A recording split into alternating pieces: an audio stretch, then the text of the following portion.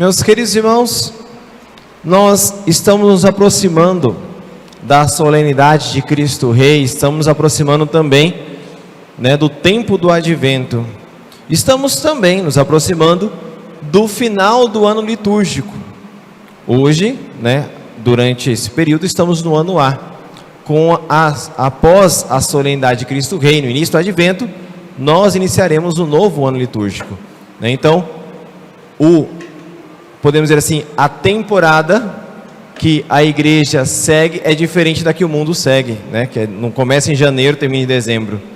A igreja começa com o Advento e termina com Cristo Rei. Então sempre é assim que nós caminhamos na vida da igreja. E como estamos nos aproximando do final do ano litúrgico, as leituras, elas têm todo um caráter escatológico, ou seja, de nos chamar a atenção às últimas coisas, nos chamar a atenção àquilo que encontraremos quando partimos deste mundo. E nessa entoada que nós vamos escutar as próximas leituras. Hoje, Jesus pega um exemplo de 10 jovens que, com suas lâmpadas acesas, esperavam ali o noivo chegar. Essas 10 jovens estavam ali, à beira do caminho. Diz a própria leitura, Em outras passagens vão dizer as 10 virgens. Essas jovens, 5 delas, tinha ali o óleo, um pouco de óleo que era o que estava na lâmpada. As outras 5 carregaram uma quantidade maior de óleo. Quando nós olhamos para isso, parece de coisa boba. E no final do Evangelho, Jesus vai dizer: ele, porém, respondeu: não vos conheço. Poxa vida, por causa de um pouquinho de óleo, ter uma resposta tão rude dessa? Eles compraram lá, o que adianta? O que mal tem isso? Mas Jesus estava querendo nos ensinar algo muito profundo. Para entendermos este algo muito profundo, eu vou usar um exemplo, contar uma história para vocês. Em certa cidade, lá da Sibéria, tinha um doido. Todo mundo sabia que ele era doido. Cada dia esse doido aprontava uma coisa. Certa vez, ele pegou numa torre, amarrou uma corda, de uma torre da cidade até a outra. E aí ele virava para o povo, Vocês duvidam que eu passo lá em cima? As criançadinhas que gostam de ver desgraça, Eu duvido. E lá vai o doido, sobe a torre, E vai e passa. Os jovens lá tudo filmando, para ver que ia acontecer alguma coisa, Esperando o pior acontecer.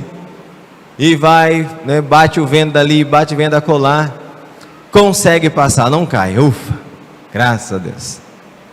Agora eu vou passar com os olhos vendados. Vocês duvidam que eu consigo? Duvido, Pronto, foi da corda. Volta lá o doido agora, com os olhos vendados, passando na corda, ali pela torre. E bate o vento dali, bate o vento acolá, quase cai, mas por fim, graças a Deus, consegue.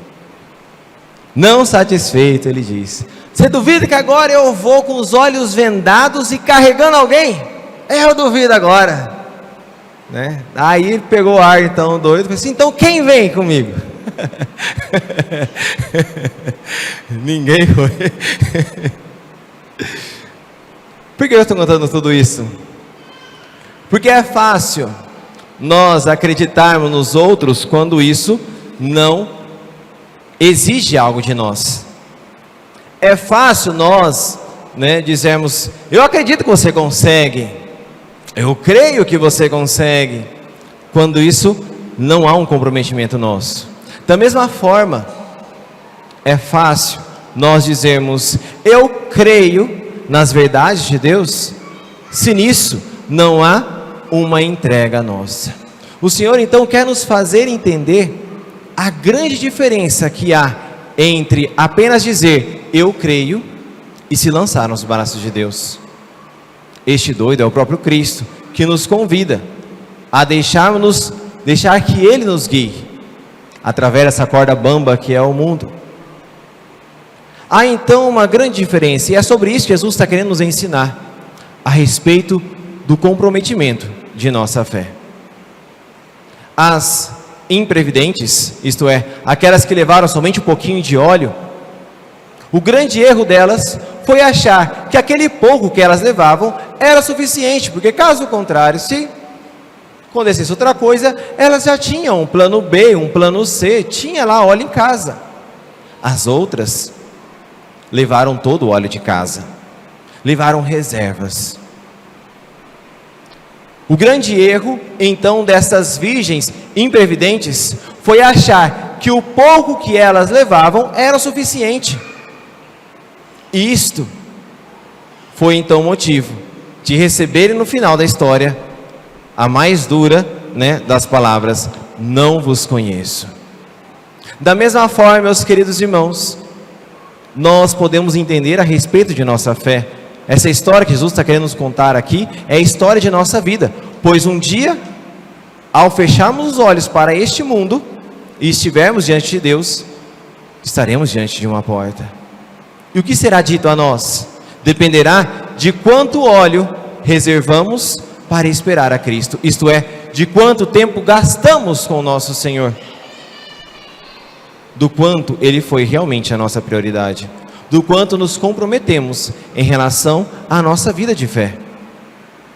O grande erro, como eu disse, das imprevidentes foi achar que o pouco que elas faziam era suficiente, e este é um grande erro de muitos de nós católicos, achar que o pouco que nós fazemos em relação à nossa fé é suficiente para salvar-nos.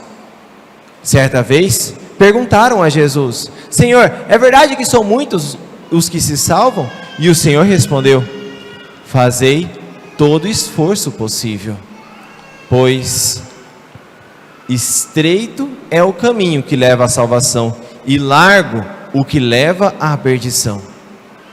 O Senhor nos alerta então a fazermos todo o esforço possível, isto é, a não nos contentarmos com o mínimo necessário, a não nos contentarmos com o básico. Existe uma concepção da palavra mediocridade, que nós muitas vezes olhamos apenas de uma maneira negativa, fulano que é medíocre. Mediocridade significa aquilo que está na média. E muitas vezes nós católicos vivemos essa vida medíocre. Isto é, quando comparamos a nossa vida com os outros no geral, está bom, estou na média. Isso é ser medíocre. Quando nós olhamos a respeito da nossa vida de fé, nós nos empenhamos naquele mínimo necessário para não cairmos em pecado grave. É a missa no domingo, eu tenho que ir? Então eu vou me organizar para ir na missa no domingo. Pronto, já cumpri as minhas obrigações com Deus. De segunda a sábado vou fazer outras coisas. Isso é ser um católico medíocre. Isso é reservar a Deus apenas o mínimo. Isto é trazer consigo apenas aquela mínima reserva de óleo para manter as lâmpadas acesas.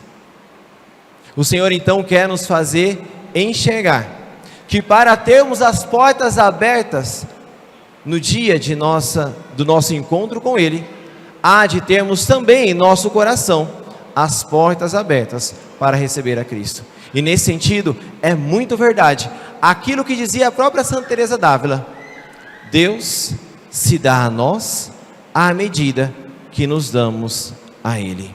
Ora, se quisermos ter Deus inteiramente em nós, há de dar-nos inteiramente a Ele. Deus se dá a nós na medida que nós nos damos a Ele. Não adianta nós reclamarmos que Deus se esqueceu de nós, que Deus não escuta as nossas preces, que as coisas em nossa vida não caminham bem, quando nós vamos olhar na prática e percebemos que o que damos a Deus é nada, é o mínimo.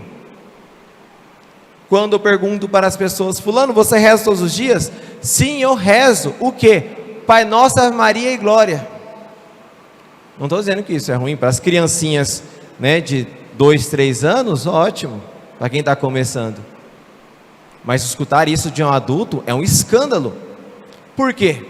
Porque eu pergunto a mesma coisa: Quanto tempo você gasta no YouTube? Quanto tempo você gasta no WhatsApp? Quanto tempo você gasta em tantas outras coisas? E você vai perceber que você gasta mais tempo, se você for contabilizar, se é somente isso, o seu momento com Deus, Pai Nosso, Ave Maria e Glória, você vai perceber que escovando o dente você gasta mais tempo que com Deus. Ora, se damos prioridade às coisas importantes da nossa vida, isso significa que para você, Deus é menos importante do que escovar os dentes.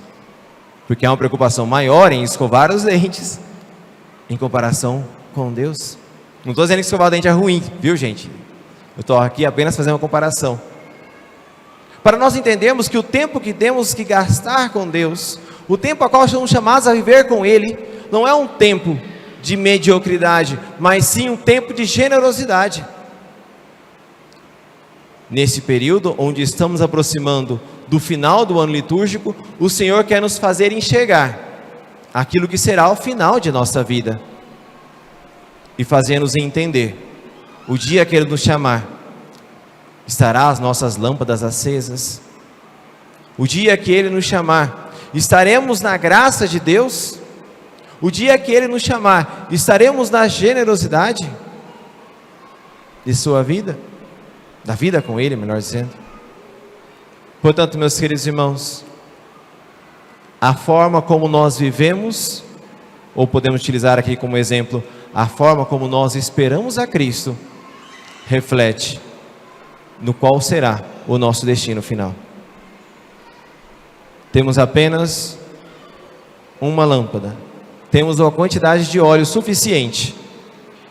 Há de perguntar-nos a nós mesmos, fazer esse exame de consciência, para entendermos o quanto de óleo, isto é, o quanto da nossa vida, colocaremos nessa lâmpada. Se será apenas um pouquinho, se será metade, se será por inteiro. Que o Senhor então conceda a nós nesse dia a graça de uma generosidade de vida, de alguém que não se contenta em viver na mediocridade da fé, mas de alguém que sabe, e assim como os santos, tem essa alma magnânima, isto é, deseja coisas grandes, pois o próprio Cristo o inspira a isso. O Salmo mesmo diz: a minha alma tem sede de Deus e deseja o Deus vivo. O salmista diz com o coração radiante, sabendo que somente Deus pode saciar a sua sede. Nós dizemos isso ainda com o coração dividido, porque ao mesmo tempo que procuramos saciar a nossa sede em Deus, procuramos saciar também a nossa sede em tantas outras coisas. Que o Senhor então nos conceda essa generosidade de vida, para que ao nos chamar, possamos nós estarmos preparados com as nossas lâmpadas acesas. Repito, o grande erro dessas 5 jovens imprevidentes foi achar que o pouco que elas faziam era suficiente. Ou melhor dizendo, foi achar que aquilo que elas levavam já era muito. E por essa falta de generosidade, elas receberam como resposta: não vos conheço. Longe de cada um de nós, meus queridos irmãos, acontecer isso. Longe de, ao morrermos e nos encontrarmos com Deus, recebemos dele essa resposta: não te conheço, Padre Raul. Pois era para você rezar muito mais e você não rezou. Pois era para você ter feito muito mais penitência e você não fez. Pois era para você ter se sacrificado muito mais pelo seu povo e você não fez. Era para você tinha diante de si oportunidades a mil para viver essa vida dos santos, e você procurou os próprios interesses e não os interesses meus. Longe de nós, meus queridos irmãos, acontecer cada uma dessas desgraças. Que o Senhor então, repito, mais uma vez, nos conceda nesse dia de hoje a graça da generosidade, que nos transforme de cristãos medíocres em cristãos magnânimos, de alma grande, que desejam coisas grandes e que entendam que não há outro objetivo aqui senão o de esperar Cristo que vem. Seja louvado nosso Senhor Jesus Cristo, para sempre seja louvado.